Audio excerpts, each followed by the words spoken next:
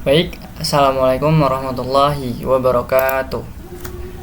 Izinkan kami dari kelompok 3 TRI 3B untuk mempresentasikan hasil kerja kelompok kami, yaitu presentasi bab 3 Computer and Internet Crime. Jadi tugas ini merupakan tugas dari mata kuliah etika profesi, yang dimana kita dalam presentasinya bakal ngebahas apa sih komputer dan internet crime itu, kejahatan komputer dan juga kejahatan internet. Dan di sini itu ada contoh kasusnya dan juga mengapa insiden ini menjadi semakin banyak gitu. Nanti kita akan bahas pada PPT kali ini. Next. Nah, ini merupakan anggota kelompok dari kelompok kami. Yang pertama itu ada Maulana Rizky Ramadan dengan NPM 2478250. Yang kedua ada Nici Putra Pratama dengan NPM 2478257. Yang ketiga ada Rizky Bintang Fadilah dengan NPM 2478262. Nah, kita masuk ke pendahuluan. Jadi kejahatan komputer itu kan seringkali bukan dilakukan oleh sembarang orang, dan melainkan dilakukan oleh orang-orang yang memiliki kompeten atau teknis tinggi dalam IT ya, dalam hal IT. Contohnya, kejahatan yang dilakukan itu adalah salah satunya kasus Reventron ransomware 2012. Jadi kasus ini tuh bermula pada negara Amerika Serikat, yang dimana di sini ada 3 poin penting nih. Pertama, komputer korban dikunci dengan pesan palsu FBI. Nah, ini tuh ceritanya. Jadi waktu itu pada tahun 2012 masyarakat Amerika Serikat nih digemparkan dengan virus ransomware, yang dimana dia ini bisa mengunci komputer korban tuh secara tiba-tiba. Nah, penguncian komputernya tersebut disertai dengan pesan palsu FBI, sehingga ini tuh menambah ketakutan yang diberikan kepada masyarakat. Lalu poin kedua ini, korban dimintai membayar sebesar $200 lewat moneypack gitu. Jadi ditagih nih sama si pembuat ransomware-nya. Jadi kan ransomware itu meminta tebusan sebesar $200 untuk memberikan sebuah kunci untuk membuka dari komputer yang dimiliki oleh si korbannya, sehingga data-data dari korbannya itu bisa terbuka kembali. Nah, banyak yang ketakutan nih, apalagi kan di situ ada pesan FBI segala macam. Jadi kan banyak korban yang berasumsi ini dari FBI. Namun ternyata ini merupakan virus ransomware yang menyebar pada waktu itu.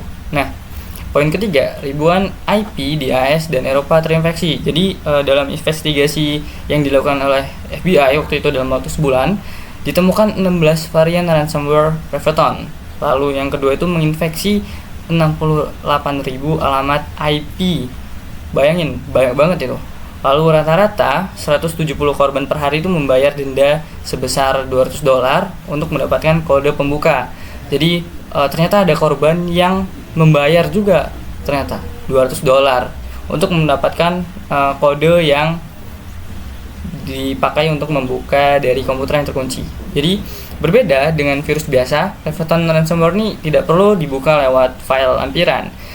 Ia termasuk kategori drive-by malware, otomatis terunduh ketika pengguna itu berkunjung kepada situs-situs web yang sudah terinfeksi oleh virus ini. Jadi otomatis dia bakal ngedownload tanpa disadari oleh si usernya atau si korbannya. Nah, di sini ada quote dari Martin Luther King Jr. dengan bunyinya itu seperti ini. The most dangerous criminal may be the man gifted with reason, but with no morals. Jadi artinya itu kurang lebih orang yang paling berbahaya itu adalah orang yang memiliki akal namun tidak memiliki moral. Jadi dia bisa berkembang tanpa batasan, entah itu ke arah hal yang positif dan juga negatif gitu. Lalu slide selanjutnya, mengapa insiden itu semakin banyak? Yang pertama tuh banyak faktornya, yaitu kompleksitas sistem makin tinggi. Jadi IT itu kan makin kesini tuh makin besar dan juga makin rumit. Dan nggak lupa, celah yang ditinggalkan juga pasti semakin banyak dong. Jadi hal inilah yang menyebabkan salah satu faktor mengapa sih insiden seperti ransomware ini semakin banyak. Lalu kedua ada cloud computing, data dan aplikasi di luar kontrol penuh perusahaan. Jadi itu misalnya kayak satu perusahaan ini punya sebuah data-data dan mereka ini mempercayakan pada pihak ketiga, sehingga perusahaan ini nggak bisa mengontrol penuh data-data perusahaan itu sendiri, dan yang diberikan oleh ke pihak ketiga. Jadi yang punya akses penuhnya adalah pihak ketiga. Dan ini kan misal kayak pihak ketiga tersebut misal terinfeksi virus, otomatis data-data yang diberikan oleh perusahaan tadi bakal terinfeksi juga kan, sehingga itulah yang menyebabkan salah satu faktor mengapa insiden semakin banyak. Lalu yang ketiga ada virtualisasi, yaitu satu server bisa jalankan banyak VM. Ini kan niatnya buat menghemat sumber daya yang ada pada perusahaan tersebut ya misal. Namun ini juga bisa jadi bumerang, misal kayak dalam satu server itu ada 5 virtual machine. Nah, satu virtual machine terinfeksi, dia bakal ngerambat dengan cepat ke virtual machine lainnya, sehingga satu server tuh bisa penuh dengan ransomware atau virus-virus malware lain gitu. Lalu yang keempat ada BYOD, Bring Your Own Device, perangkat pribadi dipakai kerja. Jadi kayak di dalam perangkat pribadi kita, HP dan juga laptop itu ada data-data perusahaan. Nah ini kan misal bercampur dengan data-data pribadi, dan perangkat-perangkat tersebut kita gunakan sebagai untuk menjalankan kegiatan aktivitas sehari-hari juga, untuk yang pribadi ya, bukan yang perusahaan. Ini kan kayak kita searching ke browser, web dan lain-lain. Itu kemungkinan besar data perusahaan juga bisa kena oleh virus. Misal kita nggak sengaja berkunjung ke website yang mengandung banyak malware gitu, data-data perusahaan yang ada pada laptop itu bakal bisa kena juga. Jadi resikonya gede gitu kalau perangkat pribadi dipakai kerja. Lalu ke 1, 2, 3, 4, kelima ada bug and patch lambat diinstal.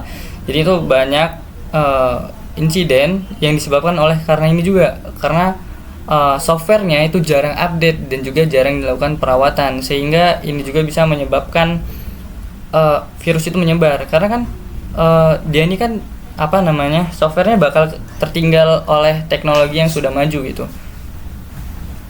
Lalu selanjutnya ada zero day exploit, dijual di black market. Zero day exploit ini kayak suatu celah yang ada pada program yang dibuat oleh developer atau pembuatnya, namun pembuatnya sendiri tuh nggak tahu. Jadi celah ini bakal dijual di black market dan dibeli oleh banyak orang, sehingga banyak orang yang bakal manfaatin celah-celah tersebut untuk masuk ke program yang dibuat oleh pembuatnya. Padahal pembuatnya sendiri tuh nggak tahu kalau ada celah dalam programnya. Next, jenis eksploitasi. Jadi di sini ada jenis-jenis malware, yaitu yang pertama ada virus. Virus ini merupakan program berbahaya yang menempel di file. Jadi kayak misal user atau korban mendownload game-game crack, atau misal ngedownload Microsoft Crack yang ada di web-web ilegal yang nggak ada di officialnya.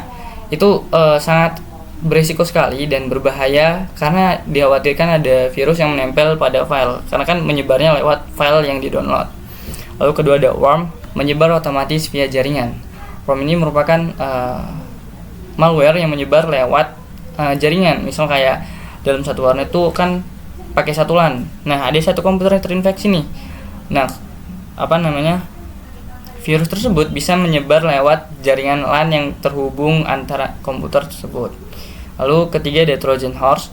Trojan Horse ini merupakan malware yang tersembunyi di aplikasi normal. Jadi dia ini seolah-olah merupakan aplikasi normal yang ada di perangkat korbannya, padahal aslinya dia itu lagi ngambil data-data penting yang ada pada perangkat tersebut. Selanjutnya ada email massal, spam, yaitu email massal dan sering membawa malware. Jadi spam ini merupakan pesan yang masuk lewat email biasanya, dan itu banyak, nggak satu kali doang, dan biasanya itu bawa malware atau virus ya. Lalu yang 1, 2, 3, 4, 5 ada DDoS. Jadi DDoS ini merupakan serangan yang dia tuh tipenya buat ngebanjirin sebuah web atau sebuah server dengan traffic palsu sampai bisa servernya ini lumpuh dan ngedown gitu, jadi lambat, ngerasa kayak sampai nggak bisa dibuka gitu. Selanjutnya ada rootkit. Rootkit ini merupakan malware yang memberikan hacker akses administrator tersembunyi, jadi hacker ini bisa bebas ngapain aja pada program tersebut. Selanjutnya ada phishing. Phishing ini merupakan email atau website palsu yang mencuri data. Jadi kayak misal ada website yang menyamar sebagai website bank gitu, dan itu bakal minta data-data dari nasabahnya. Nah, itu termasuk phishing-nya. Selanjutnya ada smishing SMS atau phishing telepon, trik via pesan atau voice. Jadi kayak misal kayak dikirimin SMS menang undian 10 juta, lalu misal di telepon ada saudara atau keluarga yang kecelakaan lalu minta tebusan sebesar sekian. Nah, itu termasuk jenis eksploitasi juga itu, smishing dan phishing telepon. Untuk selanjutnya bakal dilanjutkan oleh kawan saya. Oke, di sini saya akan melanjutkan pada pembahasan selanjutnya setelah jenis eksploitasi. Oke, pada slide selanjutnya di sini kita akan membahas yaitu di jenis pelaku. Di sini itu ada 7 yang kami ambil. Yang pertama itu adalah hacker. Hacker sendiri ini kalau kita tarik lurus itu dia itu sebenarnya orangnya itu suka mengutak-atik ya, atau penasaran lebih tepatnya. Nah, hacker sendiri ini dia tuh lebih menguji batas sistem, ingin tahunya lebih gitu. Seperti kayak kejadian-kejadian banyak lah ya di sosial media, kayak meretas website LMS seperti sistem belajar kemarin itu ada di kampus Unila. Kemarin itu sempat diretas dan diganti menjadi sistem menjadi website judi online gitu. Nah, yang kedua tuh ada cracker di sini. Cracker sendiri itu adalah hacker yang jahat yang mencuri atau merusak data pada sebuah sistem gitu. Kalau cracker ini lebih ke jahat sih, nggak ada yang baik gitu. Tujuannya ya beda-beda, ada yang memang dari kebutuhan pribadi atau disuruh orang gitu, atau memang masih banyak gitulah untuk alasan dari cracker sendiri. Lalu ada insider sendiri, kalau kita lihat dari namanya ada inside ya, berarti adanya tuh di dalam sendiri, yaitu adalah karyawan atau kontraktor, yaitu menyalahgunakan akses. Nah, biasanya di sini seperti karyawan yang mempunyai jabatan tinggi, wewenang kekuasaan yang lebih luas di dalam suatu perusahaan yang dapat mengetahui berbagai informasi yang ada di dalam perusahaan. Contohnya seperti kayak data-data karyawan, lalu transaksi misalnya seperti pembelian apa atau apa yang perlu dilakukan oleh perusahaan. Nah, biasanya insider sendiri menyalahgunakan akses tersebut gitu. Oke, selanjutnya yaitu ada industrial species, yaitu mirip seperti cracker tadi, bedanya insider tadi. Kalau industrial ini dia tuh lebih ke mata-mata, jadi dia tuh sudah ada di dalam, tapi dia mencuri informasi berupa informasi yang ada di dalam perusahaan tersebut. Biasanya sama seperti tadi, bisa menjadi suruhan orang atau memang dari dianya sendiri ingin menjadi mata-mata dari perusahaan tersebut. Yang selanjutnya ada cyber kriminal, yaitu cari uang atau fraud, pencurian data. Nah, kalau cyber kriminal sendiri ini seperti saya pernah menonton film di sini. Cyber kriminal itu dia itu contohnya mengambil 500 atau 50 sen dari tiap akun rekening bank yang tidak aktif selama 3 bulan. Nah, dari beberapa rekening bank yang tidak aktif selama 3 bulan itu dia mendapatkan sekitar berapa triliun gitu kalau nggak salah di dalam film tersebut yang saya tonton. Nah, ini bisa disebut sebagai cyber kriminal. Jadi dia mengambil beberapa dan lalu menumpuk di dalam rekening yang dia alirkan tersebut. Nah, ini sangat berbahaya ya. Lalu ada hacktivist, yaitu hacker dengan motivasi politik atau ideologi. Nah, di sini biasanya dia itu menyebarkan hoax ya, berita-berita tidak benar, lalu memberikan ujaran kebencian, lalu menyerang suatu pihak, mengunggulkan suatu pihak gitu. Nah, untuk hacktivist ini biasanya dia munculnya tuh di banyak ya, kalau sekarang tuh seperti kemarin yaitu musim pilkada ya, pilpres, itu juga dia biasanya muncul untuk menggiring opini suatu pihak gitu. Lalu selanjutnya ada yang terakhir adalah cyber teroris, itu serang infrastruktur vital. Nah, biasanya untuk cyber teroris ini dia tuh menyerangnya tuh seperti ke pusat-pusat ya. Ya, ini bisa dihubungkan seperti DDoS tadi, yang dimana pada DDoS itu dia tuh menyerang sebuah infrastruktur dengan mengirimkan data, dan akhirnya sistem akan melambat dan server akan down. Nah, ini akan berdampak buruk pada sebuah perusahaan tersebut. Nah, kurang lebih seperti itu untuk jenis pelaku. Selanjutnya kita akan lanjut ke regulasi dan hukum. Nah, regulasi dan hukum di sini itu untuk melawan kejahatan komputer itu kita perlu adanya aturan hukum. Jadi negara itu bisa melindungi masyarakatnya dalam kasus-kasus tersebut gitu. Untuk Amerika Serikat sendiri yaitu ada USA Patriot Act, lalu ada Computer Fraud dan Abuse Act, dan Identity Theft dan Assumption Deterrence Act. Lalu ada Indonesia ada UU ITE 2008 revisi 2016, lalu ada UU PDP 2022 dan BSSN Badan Cyber dan Sandi Negara. Lalu yang terakhir ada OJK dan BI, yaitu dalam keamanan transaksi finansial. Nah, contohnya sendiri itu seperti kebocoran data iktp kemarin, seperti kita tahu berita tahun lalu, yaitu kebocoran data iktp itu memicu perhatian publik gitu tentang keamanan data pribadi. Nah, kita sendiri tuh jadi trust isu kepada pemerintah, kayak misalkan kita scan aplikasi tertentu itu membutuhkan scan KTP dan wajah kita. Nah, kita mungkin beberapa dari kita trust isu apakah data ini dapat dilindungi dengan baik oleh negara ataukah tidak gitu. Kalaupun ujung-ujungnya data kita tetap kebocoran dan hilang, dapat dicuri, nah itu undang-undang itu perlu ditegakkan gitu ya. Nah, misalkan kayak analoginya tuh hukum cyber tuh seperti pagar rumah kita plus polisi, agar pencuri itu bisa dicegah dan dihukum gitu. Nah, lalu pada slide 8 itu ada trustworthy computing dan risk assessment. Nah, di sini itu konsepnya itu diperkenalkan oleh Microsoft gitu. Intinya sebuah sistem komputer atau layanan digital harus bisa dipercaya oleh penggunanya. Nah, di sini tuh ada 4 pilar sebenarnya. Ada security, ada privacy, reliability, dan business integrity. Nah, saya jelaskan dulu dari security. Security sendiri adalah sistem harus aman dari ancaman misalnya hacker, malware, atau pencurian data. Lalu ada privacy, data pribadi pengguna harus dijaga, tidak boleh disalahgunakan. Nah, di sini seperti pada mata kuliah kita yaitu etika profesi. Jadi seorang IT itu harus menjaga privacy dari data-data yang dia tangani gitu. Jadi tidak bisa sembarangan menyalahgunakan wewenang atau kekuasaan yang dia punya gitu. Karena ini sangat fatal ya apabila privacy kita hilang gitu. Lalu reliability, sistem harus dia bisa diandalkan, tidak sering error atau down. Nah, biasanya pada perusahaan-perusahaan yang mempunyai tinggi ya, tidak harus perusahaan tinggi sekalipun, perusahaan-perusahaan yang mulai grow up perusahaannya untuk naik itu integritasnya dipertanggungjawabkan, seperti menggunakan OS yang berlisensi gitu ya, karena kan mereka juga diaudit oleh perusahaan itu sendiri dan ada uangnya untuk digunakan membeli software itu sendiri gitu. Lalu ada business integrity, yaitu perusahaan penyedia layanan harus jujur, tidak menipu atau menyalahgunakan data pengguna. Nah, ini yang tadi saya bilang seperti Microsoft gitu. Nah, mereka sebenarnya sudah menyediakan yang originalnya, cuman tidak bisa dipungkiri dari kita banyak yang memakai Microsoft bajakan dengan alasan berbagai macam gitu. Nah, seperti contoh sederhananya itu kalau kita pakai aplikasi mobile banking, kita percaya bahwa transaksi kita itu aman, data pribadi kita tidak dijual, aplikasinya tidak sering error, dan bank tidak menyalahgunakan informasi kita.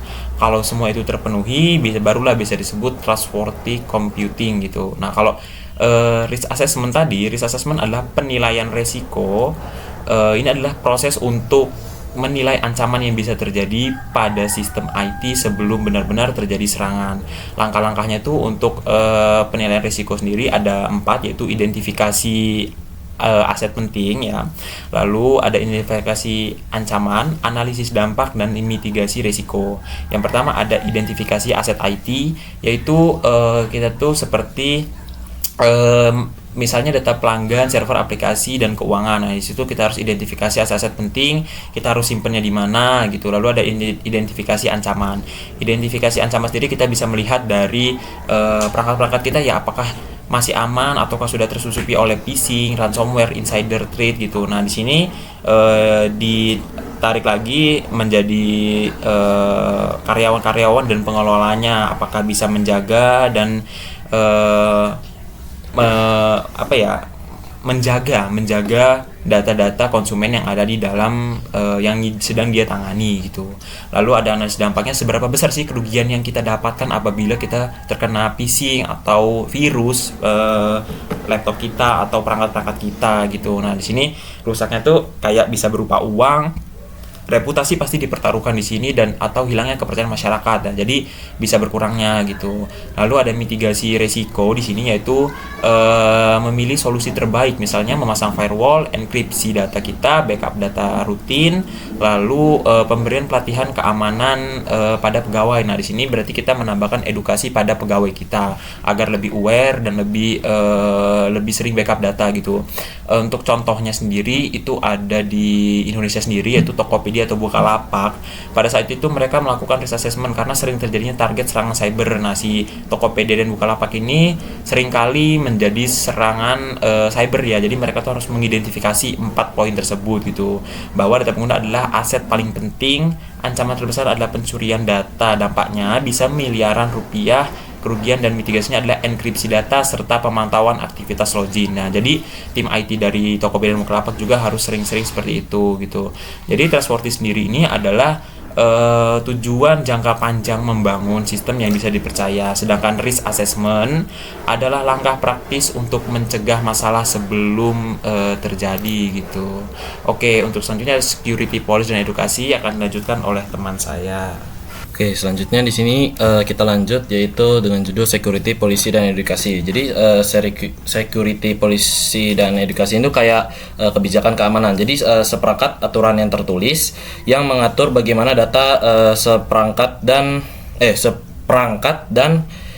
sistem teknologi informasi itu digunakan serta dilindungi. Jadi kebijakan itu biasanya mencakup hal-hal yang mendasar, kayak misalnya di sini kalian bisa lihat aturan keamanan organisasi. Jadi kayak kita tuh harus menggunakan password yang kuat. Jadi kayak harus mengatur kombinasi huruf besar dan kecil, terus kayak ditambahin angka, simbol-simbol, dan juga lain-lain.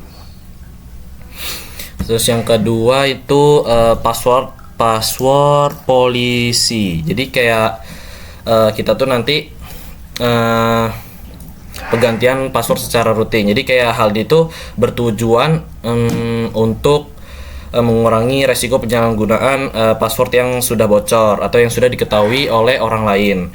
Jadi misalnya kayak ada sebuah perusahaan yang dapat menetapkan kebijakan kayak untuk mengganti password kayak misalnya 2 bulan sekali gitu atau sebulan sekali. Oke, selanjutnya akses terbatas. Jadi kayak akses dari security policy itu dibatasin oleh kayak misalnya sebuah perusahaan. Jadi yang hanya tahu itu hanya kayak bagian IT-nya saja dan hanya beberapa orang yang tahu. Terus selanjutnya kayak misalnya kayak larangan penggunaan perangkat eksternal tanpa izin, kayak misalnya menggunakan sebuah flash disk gitu. Jadi flash disk atau media penyimpanan ini tuh eksternalnya tuh bisa menjadi sumber malware. Jadi atau kayak virus. Jadi jika sembarangan digunain sama orang lain bisa menimbulkan ancaman serius bagi jaringan perusahaannya. Selanjutnya ini ada edukasi pegawai ya. Yang pertama ini ada wajib jaga password. Jadi kayak di bagian edukasi pegawai ini tuh teknologi keamanan itu tuh kan sebenarnya udah canggih ya, walaupun kayak secanggih sekalipun tuh tidak akan efektif tanpa kesadaran bagi penggunanya, dan juga tuh faktor manusia yang juga tuh sering dianggap sebagai celah terbesar dalam keamanan sistem informasinya. Jadi oleh karena itu pegawai itu harus diberikan kayak misalnya pelatihan dan dan juga kayak diberi sebuah pengetahuan yang berkelanjutan. Jadi misalnya yang pertama itu kayak tidak sembarangan mengetik link. Jadi kayak pada email atau website tuh dia harus dilihat lagi supaya kita lihat kayak link atau webnya itu tuh mencurigakan atau enggak. Terus yang kedua kayak tidak membagi password. Jadi kepada siapapun termasuk kayak rekan kerja atau teman sekalipun. Dan yang ketiga itu mengenali tanda-tanda serangan dari cybernya. Jadi kayak seperti pemberian alamat email palsu atau link-link dari WhatsApp dan lain-lain. Terus selanjutnya kita masuk ke pencegahan dan deteksi. Di sini ada 3, yaitu prevention, detection, dan response. Di sini prevention itu yang artinya pencegahan atau kayak firewall, patch routine, dan enkripsi. Jadi kalau kita menggunakan firewall itu untuk biasanya membatasi dari lalu lintas jaringan yang tidak sah. Terus selanjutnya patch routine. Nah, patch routine itu tuh kayak kita melakukan patching atau kayak update rutin kepada software kita agar celah keamanan yang baru itu ditemukan segera ditutup lagi gitu. Dan yang ketiga itu enkripsi. Nah, di enkripsi itu jadi kita menerapkan enkripsi itu agar kayak agar data itu yang dicuri itu tidak dapat dibaca oleh si pengambil dari datanya, kayak misalnya si cracker atau hackernya gitu. Yang kedua detection atau deteksi, isinya ada IDS atau IPS dan monitoring log. Jadi IDS atau IPS ini tuh atau bisa dibilang disebut intrusion detection atau prevention system. Jadi itu tuh untuk mendeteksi adanya aktivitas aneh dalam jaringan. Dan yang kedua monitoring log. Jadi kita tuh di dalam monitoring log ini melakukan kayak monitoring secara berkala untuk melihat apakah ada aktivitas yang mencurigakan seperti kayak login dari lokasi asing atau upaya akses yang berulang kali. Dan yang ketiga ini ada response atau tanggap. Isinya ada isolasi, eradikasi, dan malware, dan recovery data. Jadi kalau misalnya isolasi itu kayak jika terjadi serangan yang terdeteksi, jadi sistem yang terinfeksi itu segera diisolasi agar tidak menyebar ke komputer-komputer yang lain atau kayak perangkat-perangkat seperti kayak handphone, laptop, dan lain-lain. Yang kedua eradikasi malware. Jadi itu kayak kita akan melakukan penghapusan malware dengan antivirus atau tools-tools yang ada. Yang ketiga ada recovery data. Jadi di dalam recovery data itu kita melakukan backup agar sistem itu tuh bisa kembali beroperasi normal. Selanjutnya komputer forensik. Jadi definisi dari komputer forensik ini yaitu ilmu mengumpulkan dan analisis bukti digital. Jadi kayak maksudnya itu cabang ilmu yang berfokus pada pengumpulan dan pelestarian dan analisis dan presentasi dari bukti digital. Jadi bukti digital ini bisa berasal dari komputer, dari server dan smartphone dan email, dan bisa juga dari transaksi online. Terus ini ada tahapnya. Yang pertama ada identifikasi, preservasi, dan analisis dan presentasi. Jadi kalau di tahap komputer forensik ini yang identifikasi itu dia menentukan perangkat atau data mana yang mungkin mengandung bukti digitalnya. Yang kedua ini ada preservasi, jadi atau bisa dibilang kayak simpan data. Jadi dia tuh akan mengamankan data tanpa mengubah tanpa mengubah dari data-datanya, misalnya kayak dengan membuat salinan atau image dari hard disknya. Dan yang ketiga itu ada analisis. Jadi di analisis ini dia menggunakan software khusus untuk menelusuri file yang tersembunyi. Jadi kayak log aktivitasnya atau metadatanya atau komunikasi digitalnya. Yang keempat itu presentasi. Jadi kayak misalnya laporannya. Jadi kayak kita tuh menyusun laporan resmi yang dapat digunakan untuk sebagai bukti di pengadilan nanti. Tujuannya itu untuk mendukung investigasi hukum atau UU ITE dan PDP. Jadi kayak maksudnya tuh komputer forensik ini digunain untuk mendukung proses hukum, baik untuk kasus kriminal kayak penipuan online, hacking, pornografi dan terorisme digital, maupun kasus pendataan misalnya kayak sengketa dan hak cipta. Oke, kita next.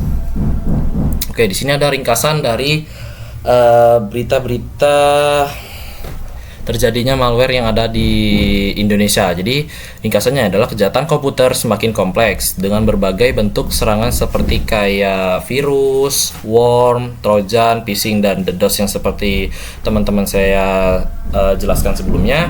Jadi pelakunya tuh beragam juga. Kayak misalnya dari hacker, cracker, insider, hingga cyberkriminal dan hacktivities. Terus untuk mengatasinya itu biasanya regulasi seperti kayak tadi, yaitu menggunakan komputer forensik atau bisa kayak hukumannya kayak misal menggunakan UU ITE dan UU PDP. Jadi kayak itu sangat penting dan didukung oleh lembaga seperti BSSN, OJK dan BI. Dan strategi penjagaannya itu mencakup konsep kayak misalnya trustworthy computing, risk assessment, kebijakan keamanan, serta penerapan prevention, detection, response, dan komputer forensik di Indonesia. Terus di Indonesia juga kasus nyatanya seperti kayak misalnya kayak di Indonesia itu yang viral itu waktu itu WannaCry di RS Darmais tahun 2017, dan kebocoran EKTP yang terjadi di Indonesia juga itu ada phishing bank juga, ada spam pinjol hingga DDoS ke KPU membuktikan kayak bahwa ancaman itu nyata dan butuh penanganan serius. Oke, sekarang kita sudah sampai di sesi diskusi. Jadi di sini kami akan berdiskusi tentang satu pertanyaan, yaitu apakah tebusan ransomware sebaiknya dibayar? Karena kan ransomware ini bakal ngunci si komputer korban, lalu bakal minta tebusan kan biasanya. Itu sebaiknya menurut kalian itu dibayar atau enggak? Saya dulu kali ya. Mungkin dari mau dulu. Kalau dari saya sih karena kita ini di mata kuliah etika profesi, kemarin tuh sempat ada pembahasan pada Zoom, apakah tebusan ransomware ini sebaiknya dibayar gitu. Jadi untuk tetap mempertahankan integritas kita sebagai petugas IT yang misalkan kita lagi bertugas di suatu perusahaan yang terkena ransomware, kita sebaiknya tetap menahankan integritas kita untuk tetap tidak membayar, karena perbuatan tersebut dapat membuat pelaku ini menambah kesenangan gitu ya. Jadi mungkin kita telah bayar tapi sistemnya tidak dikembalikan dan mungkin telah di-clone ya. Jadi data-data kita telah di-clone, jadi itu kayak percuma. Nah, untuk solusi dari saya sih kayaknya tetap tunggu tim IT bergerak ya, tim dari pemerintah dengan meminta bantuan dari berbagai pihak yang dapat membantu kita gitu sih. Mungkin dari Niji ada tambahan? Kalau saya juga sama sebenarnya, kayak misalnya kalau ditanya saya nih, kalau misalnya terkena ransomware seperti ini, kayak misalnya saya punya anggaplah saya punya perusahaan, terus ternyata perusahaan saya kena virus kayak ransomware ini. Jadi kayak data-data saya itu diambil dan diminta tebusan seperti ini.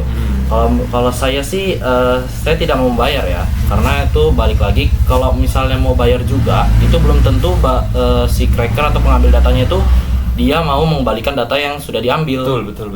Nah, jadi saya lebih baik mengambil tidak membayar pencurian data ini. Dan saya lebih meningkatkan keamanan data saya. Oke. Dari Bintang sendiri nih, gimana nih untuk diskusi kali ini? Kalau saya mungkin lebih ke bertanya, kalau misal ada data-data penting gitu yang kiranya sangat dibutuhkan oleh klien luar negeri, misal server kita kan lagi down tuh gara-gara serangan. Terus sedangkan kita ini ada pertemuan dengan klien luar negeri dan data-data penting tersebut termasuk data yang kena ransomware, jadi perlu dibuka dengan membayar tebusan segala macam ke ini. Itu sebaiknya gimana kalau dalam kasus tersebut? Kalau dalam kasus ini sendiri sih saya melihatnya itu yang pertama ya, saya sebagai petugas IT di sini akan melakukan memberikan kompensasi terhadap pelanggan kita khususnya atau konsumen kita yang datanya telah dicuri. Lalu tetap dalam situasi tetap tenang, kita tetap berusaha semaksimal mungkin untuk mengembalikan apa yang terjadi pada saat itu. Gitu sih mungkin sih. Jadi mau nggak mau kita bakal rugi gitu. Tetap rugi. Ya karena itu sendiri kalau dilihat lagi ya banyak faktornya, entah dari karyawan kita sendiri atau dari perangkat kita lemah atau enkripsinya kurang gitu. Ya mungkin bisa banyak faktor terjadi yang memungkinkan itu bisa terjadi gitu sih. Gimana? Nici, ada tambahan untuk kali ini? Kalau menurut saya itu cukup bagus ya solusi dari Mas Maul. Kayak kita juga punya tanggung jawab sebagai kayak pemilik perusahaan, jadi kita harus berbicara lagi sama klien. Terus kayak soal kayak pencurian datanya itu kita kayak kita minta antisipasinya kepada pelanggan supaya tidak menjaga juga nama baik dari perusahaan kita. Oke. Gimana? Cukup ya. Oke, kami akhiri presentasi pada mata kuliah etika profesi yaitu Computer and Internet Crime pada video kali ini. Kami akhiri. Assalamualaikum warahmatullahi wabarakatuh.